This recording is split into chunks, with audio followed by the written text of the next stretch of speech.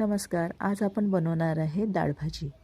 त्यासाठी आपण पालक छान धुवून चिरून घेतली आहे. त्यामध्ये आपण तुरीची डाळ आणि थोडी चना डाळ टाकली.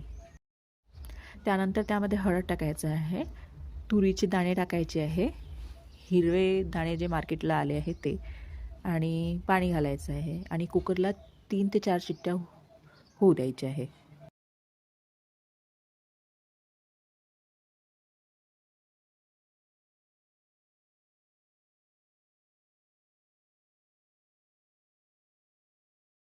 आता एका कढईमध्ये तेल घालायचं आहे, मोहरी, जिरं आणि त्यानंतर एक मोठा कांदा चिरलेला. लसूण अद्रकाची पेस्ट घातल्यानंतर थोडं फ्राय होऊ द्यायचं आहे. कांदा झाल्यानंतर त्यामध्ये हळद, मिरची पावडर, धनिया पावडर मिक्स केल्यानंतर आता त्यामध्ये टमाटर घालायचं आहे. त्यानंतर आपण मीठ घालूया आणि थोडं पाणी घालून त्याला शिजू द्यायचं आहे.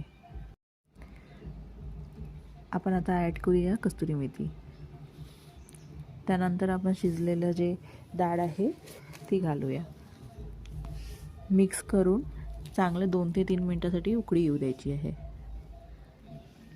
अशा प्रकारे ही डाळ खूप छान लागते. नक्की ट्राय करा.